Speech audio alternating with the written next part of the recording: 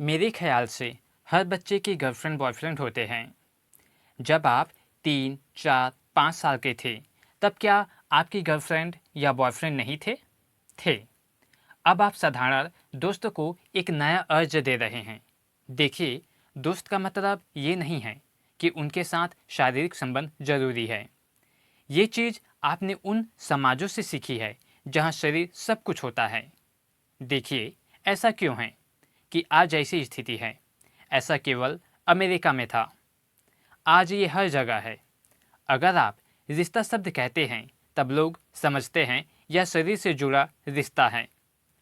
क्या अभी आपके साथ मेरा रिश्ता नहीं है?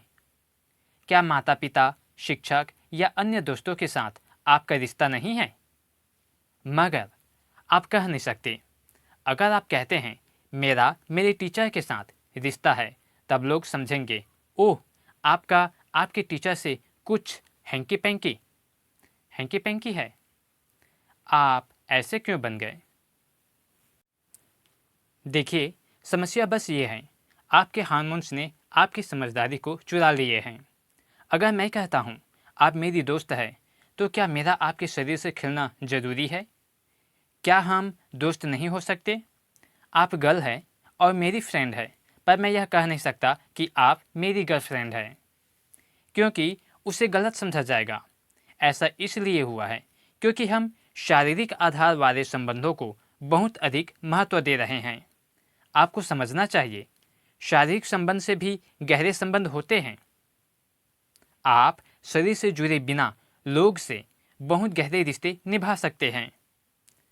तो किसी के लिए शरीर पर आधारित संबंध बनाना जरूरी हो सकता है, वो ठीक है, वो उनकी मर्जी है। लेकिन ये सीमित रूप में ही संभव है। मगर दोस्ती व रिश्ते लोगों के साथ कई स्तर पर संभव है। एक साथ हजारों लोगों के साथ गहरे रिश्ते रख सकते हैं। मेरे बहुत गहरे रिश्ते हैं। जिस तरह मैं यहाँ बैठा हूँ, मैं आपके साथ इसे बहुत गहरा रिश्ता मानता हूँ।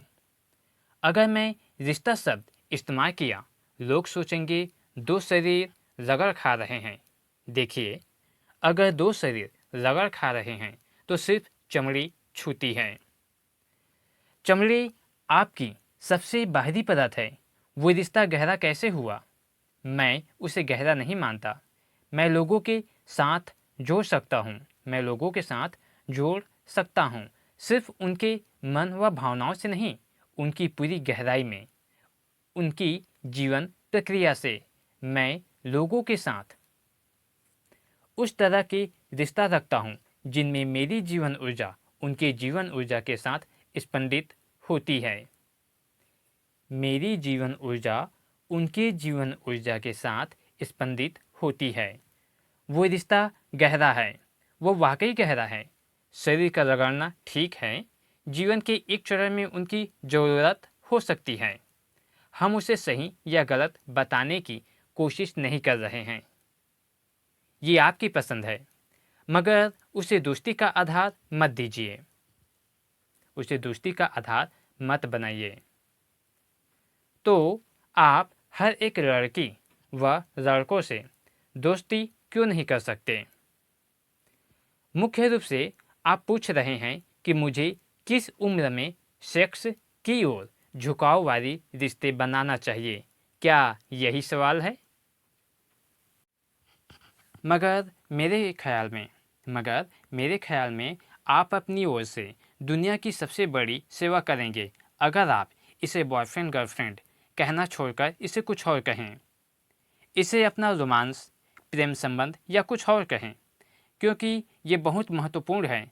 दोस्त दोस्त शब्द को शरीर से मुक्त होना चाहिए, वरना दोस्तियाँ नहीं हो पाएगी। हर कोई इस तरह से होगा। अगर मैं कहूँ तुम मेरी दोस्त हो, तो वो डर जाएगी बिना किसी बात के, है ना? अगर मैं कहूँ वो मेरी दोस्त है, वो डरेगी। ये क्या चाहता है? ये मेरा दोस्त कैसे? दोस्त शब्द को शरीर से मुक्त कर दीजिए। ये बहुत महत्वपूर्ण है।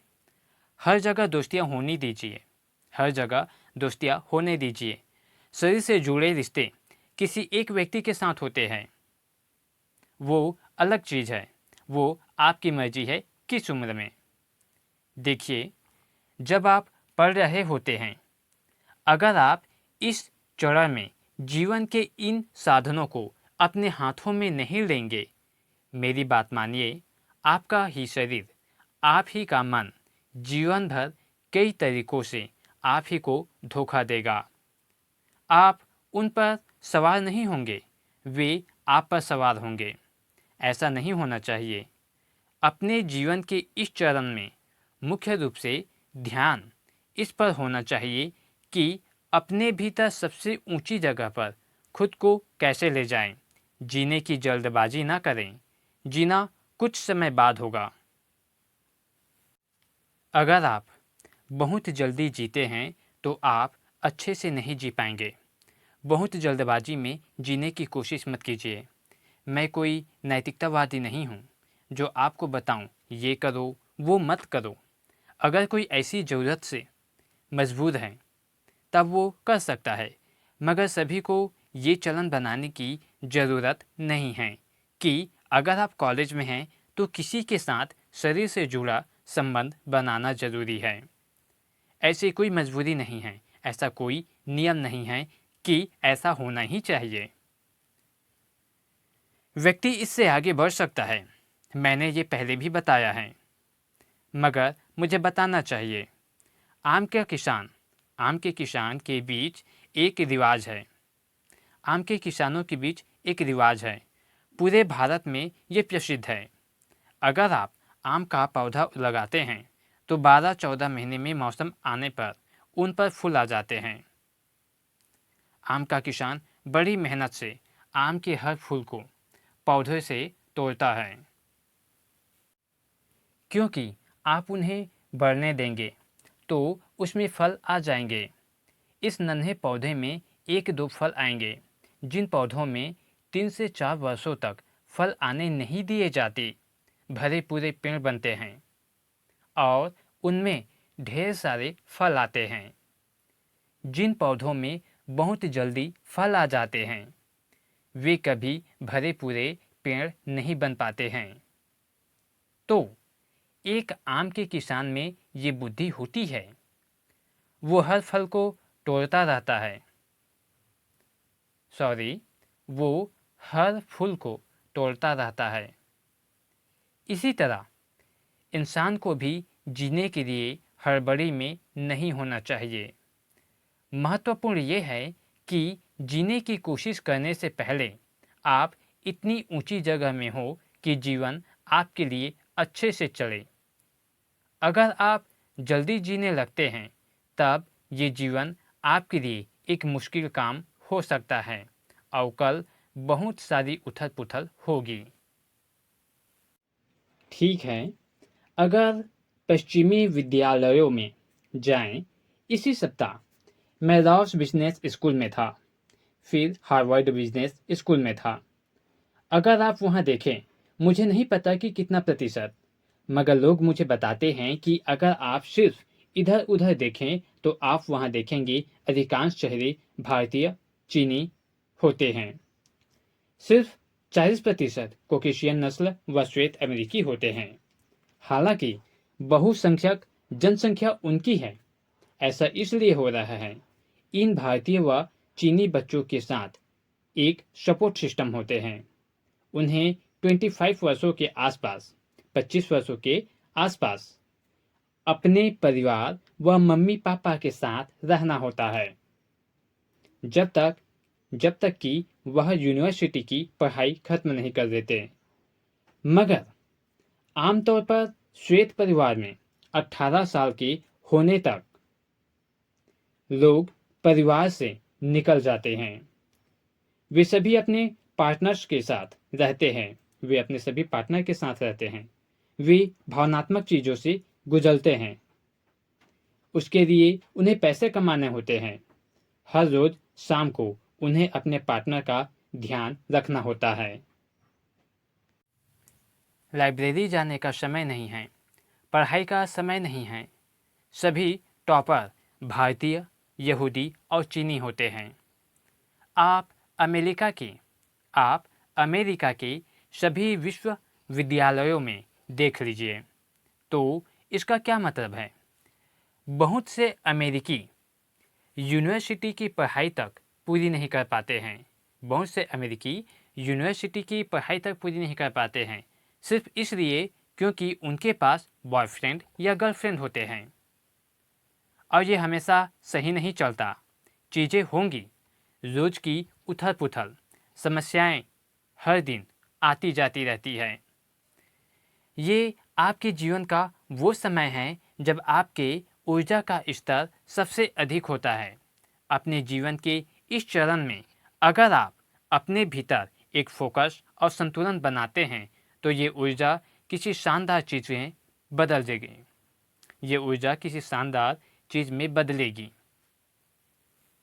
लेकिन जीवन के इस चरण में अगर आप अपने भीतर एक फोकस और संतुलन नहीं लाएंगे और अगर उसे आप मान लीजिए 40-45 साल के उम्र में अर्जित करेंगे तो आपके पास उतनी ऊर्जा नहीं होगी।